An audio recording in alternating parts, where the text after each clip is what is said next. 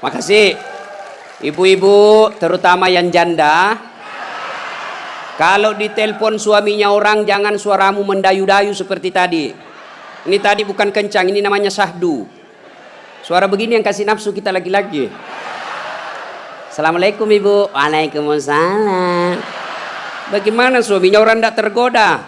Lagi di mana ibu? Di rumah aja pak. Coba dong yang keras. Assalamualaikum. Waalaikumsalam. Lagi di mana ibu? Di rumah. Lagi ngapain? Apa kau tanya-tanya? Oh, ndak diteleponnya lagi kau besok. Ini Waalaikumsalam. Caleda. Wih, ada juga Bugis di sini. Wih, boleh tahan ini bubuhan Bugis. Saya ke Banjarmasin banyak orang Bugis. Saya pergi Kota Baru banyak orang Bugis. Saya pergi Pagatan, bahasa Bugis orang di sana. Begitu saya masuk penjara banyak juga orang Bugis.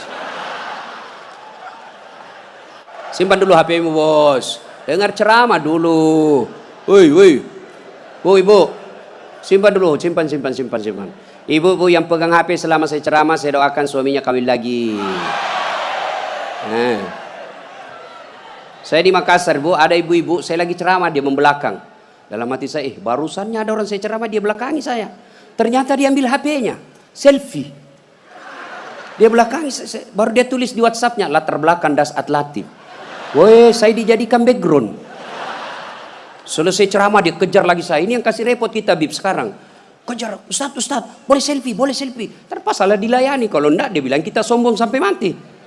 Sudah selfie dia bilang ulang Ustaz, kabur. Ulang lagi Ustaz, kabur Ustaz. Bukan HP kabur, mukamu yang kabur. Jadi bapak-bapak nanti kalau minta maaf sama istri, itu syaratnya. Jabat tangan, senyum, pandang matanya, sebut dosa. Jadi kalau suami minta maaf ibu suruh sebut judulnya. Apa judulnya pak? Tiba-tiba minta maaf. Enggak enak nanti kau ngamuk lagi. Milana apa? Ustaz Dasat bilang harus sebut. Apa? Mohon maaf ibu. Dulu waktu saya tugas di Banjarmasin saya hilaf. Ada perempuan mirip betul sama Pian. Maafkan saya selingkuh ibu. Dia bilang istrinya enggak apa-apa pak, saya maafkan. Memang itulah manusia biasa, kadang-kala kita hilaf. Saya maafkan kau karena bulan lalu saya juga selingkuh.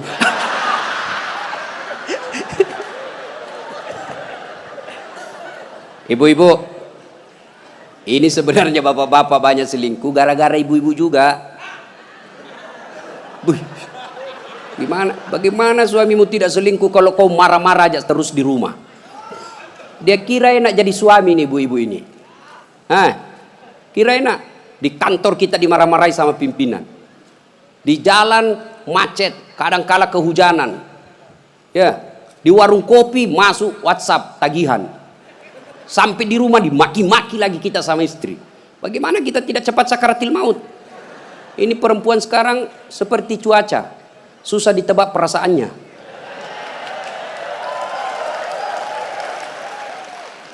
Dia kira enak laki-laki. Ibu, dengar ibu.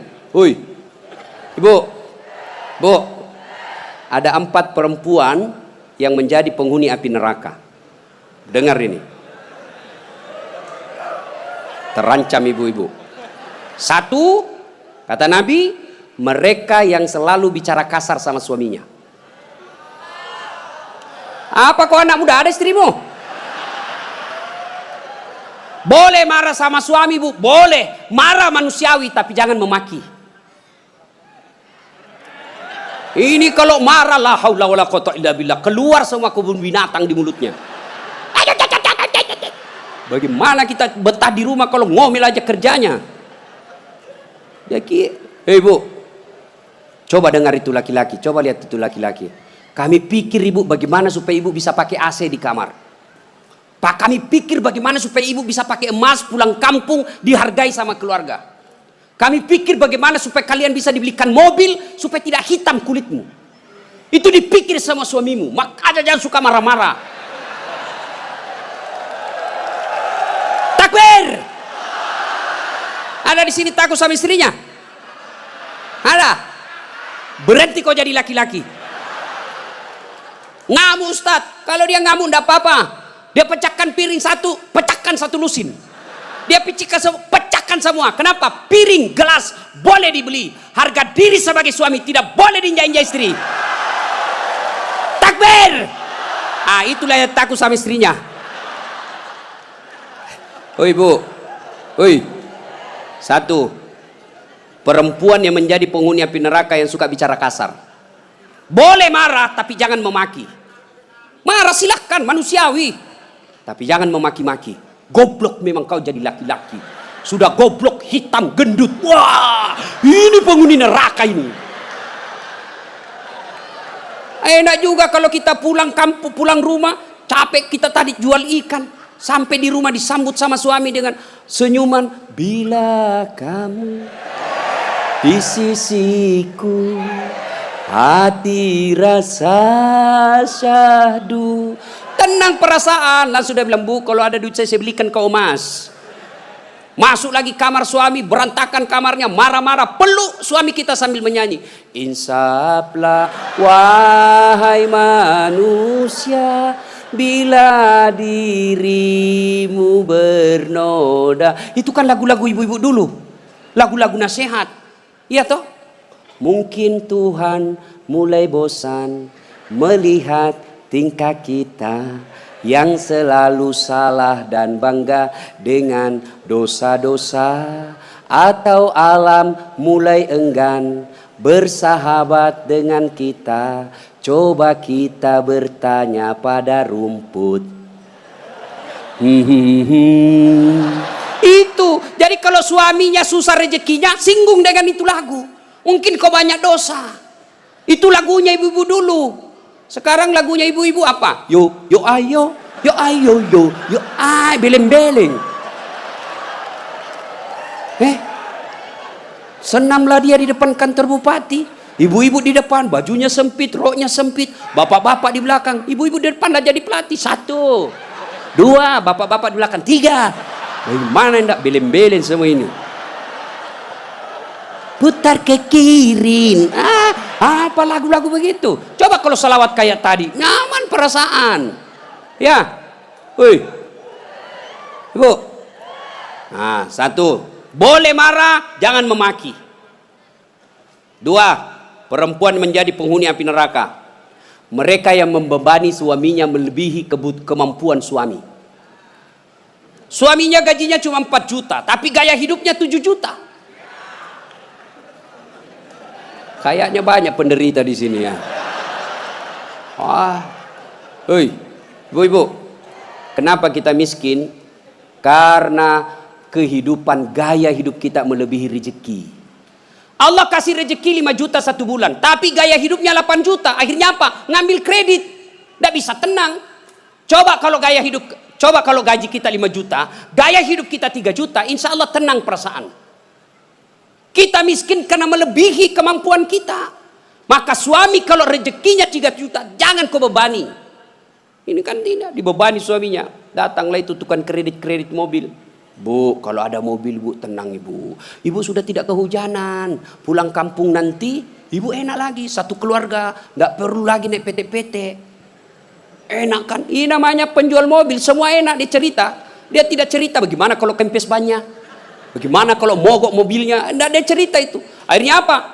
Usullah kepada suaminya, bang, masukin aja deh sertifikat rumah supaya kita bisa mobil. Akhirnya apa? Bulan pertama masih bisa dibayar cicilannya. Bulan kedua tidak bisa. Bulan ketiga, 4 tidak bisa. Akhirnya apa? Diambil mobilnya. Sudah diambil mobilnya, diambil pula sertifikat rumahnya digadai. Mengamuklah gara-gara kau yang tidak bersyukur ini. Maka jangan melebihi kemampuan suami. Ibu-ibu punya siku? Punya? Hoi, punya siku? Coba gigit sikunya bu. Coba. Kalau ada yang bisa gigit sikunya, saya kasih hadiah. Coba, mana bisa? Itulah orang yang memaksakan suaminya melebihi kemampuannya. Dan yang ketiga, kata Nabi, orang yang akan menjadi perempuan penghuni neraka, mereka yang mempertontonkan auratnya di depan lelaki. Bu, terutama ini akhwat cewek-cewek nih. Mari kita kerjasama. Kami laki-laki jaga mata, tolong kalian perempuan jaga akhlak. Biar kami setengah mati jaga mata, kalian gentayangan di jalan, habis amal kami bos. Pastilah dilihat, barang bagus. Dia bilang, dilihat. Haram tidak dilihat. Barang bagus, maka solak-solak kok bos. Ya. Yang keempat, orang yang akan menjadi perempuan penghuni api neraka, mereka yang tidak mendirikan sholat. Inilah perempuan memang paling banyak tidak mendirikan sholat. Kapan? Selesai haid. Haid 5 hari tambah bonus 2. Dia bilang suaminya, kenapa belum sholat sayang? Biasanya cuma 5 hari. Orang belum bersih, masih ada sedikit-sedikit. Dia bilang suaminya, bohong. Apa bohong? Saya kasih lihat kau. Apa mau dikasih lihat? Ketawa baru kau yang begitu. Kapan lagi perempuan banyak tidak sholat? Kalau ada pengantin, mukanya dikira tembok, coklat, biru, krim, abu-abu, jilbabnya 3 lapis, kuning, coklat, jilbab sakaratil maut. Ibu bapak saudara-saudara sekalian ya. Jadi orang yang menyesal di akhirat kelak, mereka yang memutuskan persaudaraan. Maka sebentar ini kalau ada tetangga kita pernah kita sakiti, minta maaf lalu kembalikan barangnya orang.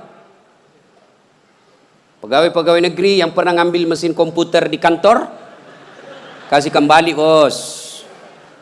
Ya? Dan itu kalau tidak dikembalikan, ketika kita di padang mahsyar, dipanggil kita satu-satu. Bayangkan, dari Adam sampai kiamat, kumpul berapa triliun manusia, dipanggillah kita satu-satu. Siapa dulu yang dipanggil? Nenek kita yang duluan mati? Tidak. Kakek kita yang duluan wafat? Tidak. Leluhur kita yang duluan wafat? Tidak. Lalu siapa dulu yang dipanggil? Nama-nama Islam dulu. Abdurrahman, Abdul Jabbar, Siti Fatimah, Aisyah, Mutmainnah, Das'at Latif. Itu dulu dipanggil. Cuncung. Di belakang kok bos. Dipanggil juga tapi mondri kok bos. Maka jangan berkata apa arti sebuah nama. Nama itu penting. Begitu pentingnya sebuah nama sehingga Nabi jelaskan ada 3 kewajiban orang tua kepada anaknya. 1 diantaranya memberi nama yang baik. Kenapa? Karena di akhirat digunakan ini nama. Nama-nama Islam dulu. Tony, Johnny, Rudy, Ningsi, Nining. Dipanggil juga tapi di belakang bos. Habib Syekh, di depan. Das'at Latif nomor 2. Bayangkan. Dipanggillah kita. Orang bilang apa arti sebuah nama? Coba bayangkan kalau tidak ada semua nama di sini. Yang paling repot caleg. Pilih saya siapa? Anu siapa? Anu. Coba kalau ada, coba sebut nama. Orang sebut nama minimal 2 saya bisa tahu. 1 suku, 2 agamanya. Nama Margono. Biasanya Jawa. Gitu? Nama Ambok Dalle. Enggak mungkin Cina. Masa Ambok Dalle Cina? Pasti Bugis. Ya kan? Nama. Yang kedua, nama adalah doa. Ketika nama anak kita Mutmainnah, orang yang memanggilnya wahai Mutmainnah, wahai kau jiwa yang tenang, berarti orang mendoakannya. Dan di akhirat dipakai kelak. Ustadz, bagaimana saya Ustadz? Sudah terlanjur namaku Ronaldo. Karena bapakku pecinta bola. Bagaimana caranya Ustadz? Ya Islamkan. Bagaimana cara mengislamkannya? Tambah Muhammad di depannya. Muhammad Abdul Ronaldo. Nggak nyambung Ustadz, biar nggak nyambung. Yang penting selamat kok bos. Masih ingat almarhum Presiden kita Soeharto? Sebelum beliau menunaikan ibadah haji, kan namanya cuma Soeharto. Setelah menunaikan ibadah haji, Raja Fat waktu itu sadar, wah menderita nih Pak Harto nanti. Kalau tidak diislamkan, maka diislamkanlah namanya, ditambah di depannya Muhammad Soeharto. Ibu Tin juga ditambah di depannya Siti.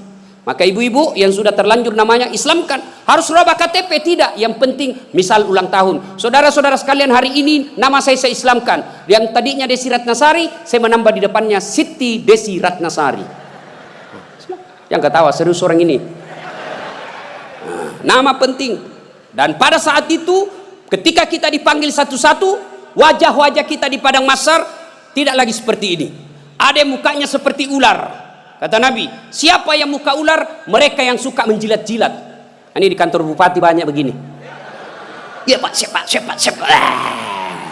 Ada juga orang itu pegawai kayak ndak punya lagi harga diri di depan bupatinya. Ya Pak, terserah Bapak. Wah.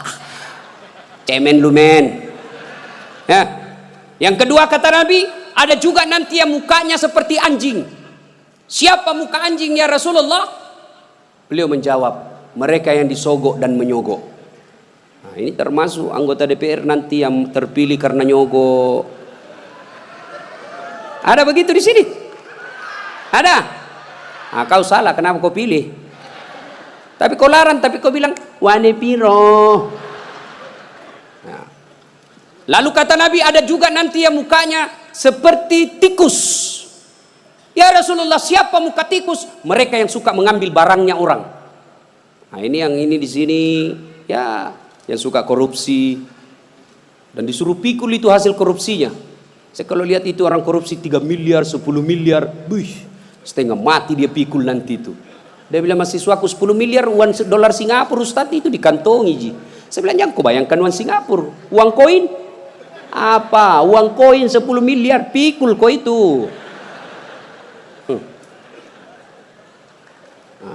Ada juga kata Nabi yang nanti mukanya seperti kuda. Siapa muka kuda ya Rasulullah? Nabi menjelaskan mereka yang suka mendahului imam ketika sholat berjamaah. Nah, ini anak muda ini yang banyak. Imam belum turun dia sudah turun. Imam belum naik dia sudah naik. Ditanya kenapa kok cepat sekali? Dia bilang ini orang tua Ustaz. Sudah lowbat, saya masih full charge. Tidak boleh begitu bos. Ini juga imam kadangkala harus perhatikan. Ada juga kadangkala imam membalik-balik sunnah Rasul. Nabi jelaskan kalau kau jadi imam ringkaskan bacaan solatmu. Ini baru jadi imam mau takbir aja sudah lama. Gaji itu wakak mani bawan selesai. Ada juga yang begitu. Kata Nabi ringkaskan bacaan solatmu. Ringkas. Yang kedua kata Nabi, bacalah yang umumnya orang hafal. Tujuannya apa? Satu, orang bisa husuk mengikuti kalau yang dia baca hafal. Coba kalau imamnya membaca kul huwallahu ahad, anak-anak juga ikut di belakang kul huwallahu ahad, karena dia hafal. Begitu imam membaca surah Al-Baqarah ayat 10 sampai 115, la haula wala quwwata illa billah. Dia husuk dengan bacaannya, kita husuk dengan hayalan. Kita mau ikut, tidak dihafal, mau ruku, belum selesai, terpaksa kita baca semua itu di dinding. Keadaan keuangan masjid, pengeluaran, saldo, waduh. Sudah dibaca satu tripleks, belum selesai bacanya imam, dibaca lagi kalender Persatuan Guru Republik Indonesia cabang Kabupaten Tanah Bumbu. Selesai lagi, belum selesai imam, dibaca lagi bajunya orang caleg DPR RI nomor urut 7 dari Partai Nasdem. Dibaca semua Pak.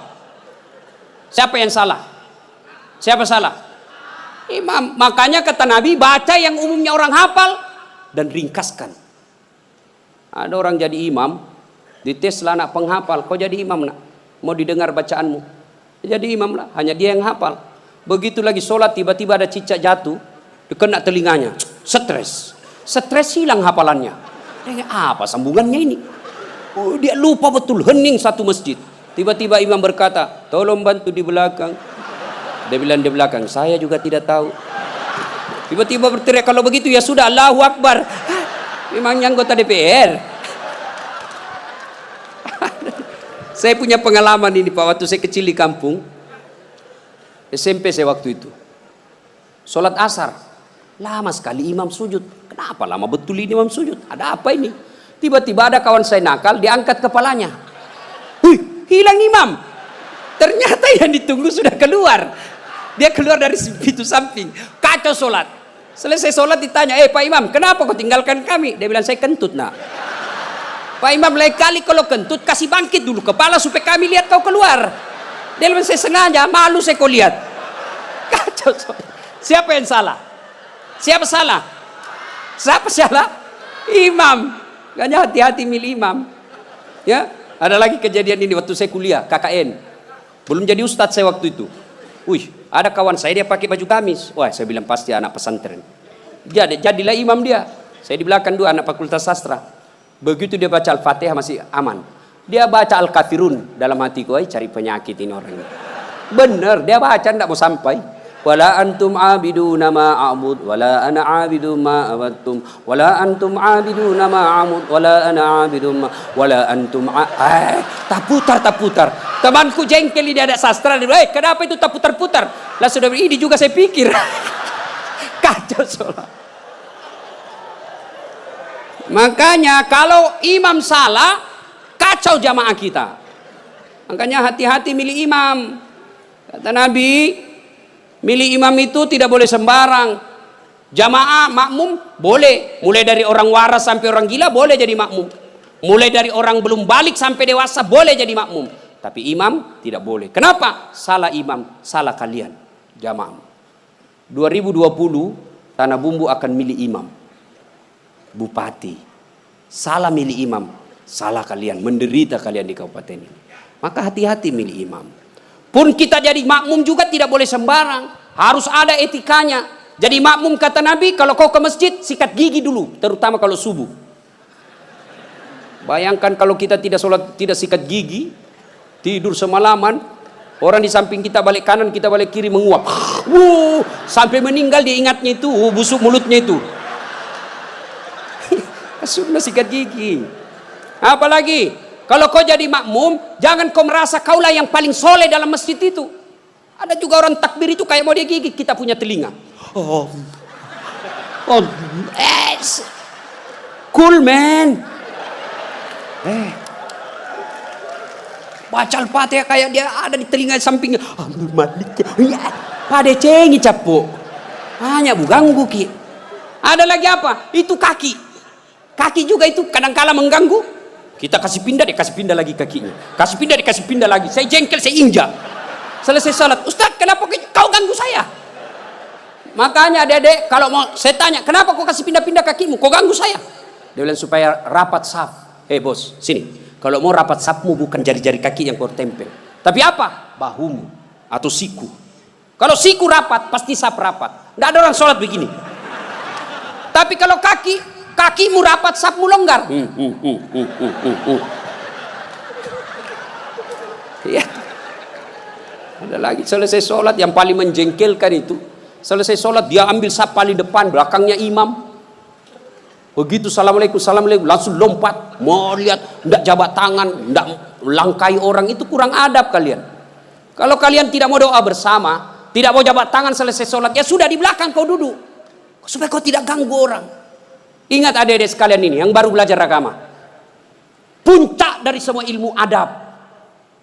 Rasulullah ditanya, ya Rasulullah, untuk apa Rasul diutus ke muka bumi? Mencerdaskan kehidupan bangsa? Bukan. Mengangkat harkat dan martabat? Bukan. Apa? Liutammima makarimal akhlak. Memperbaiki akhlak manusia. Ini kita berbeda mazhab, saling mengkafirkan, saling menghina. Zaman sekarang aja ini kita ribut-ribut sesama muslim. Dulu tahun 90-an, kita kalau sholat subuh, Allahu Akbar. Di samping kita tidak kunut, dalam hati saja, oh Muhammadiyah. Selesai. Allahu Akbar, tidak kunut, Muhammadiyah berarti ini. Itu aja dia. Sekarang saya pun dimaki-maki di Facebook. Apa kau Ustaz, bicara-bicara sunnah, baru kau tidak pelihara sunnah. Kenapa kau tuduh saya tidak pelihara sunnah? Buktinya kau tidak pelihara jenggot. Ya mau diapa kalau tidak mau tumbuh? Saya sudah kasih minyak, Bib, tidak tumbuh-tumbuh. Malah marah istri saya, ini Ustaz kasih kotor-kotor bantal, saya kasih minyak nih Bu. Ya. Nah saudara-saudara sekalian, ini golongan, maka sebelum wafat minta maaflah orang-orang yang pernah kita sakiti. Kalau ada berkaitan dengan barang, kembalikan. Ibu-ibu yang pernah ngambil sendoknya orang ketika pengantin, kasih kembali. Karena ada juga itu ibu-ibu Columbus. Tahu Columbus? Kelompok ibu-ibu pembungkus. Kalau ada pengantin dia bungkus semua Yang ketiga, penyesalan kata Nabi, yaitu mereka yang tidak menjawab azan salat ketika azan berkumandang. Puasa, haji, zakat, sedekah, semuanya akan sia-sia ketika tidak mendirikan salat. Adik-adik, kalian tidak usah malu kalau kalian tidak jadi pegawai negeri. Ibu-ibu, kalian tidak usah cemas dan merasa malu kalau sampai sekarang ini masih ngontrak-ngontrak rumah. Tapi malu dan cemaslah ketika sudah dewasa seperti ini belum mendirikan salat dengan sebaik-baiknya. Kalau salat kita insya Allah baik, maka hidup kita akan diperbaiki oleh Allah Subhanahu wa taala. Kalau salat kita bagus, Allah yang akan menyelesaikan semuanya. Di dunia ini tidak ada orang tidak punya masalah. Semua kita punya masalah. Pasti. Jangankan kita, Nabi ada masalahnya.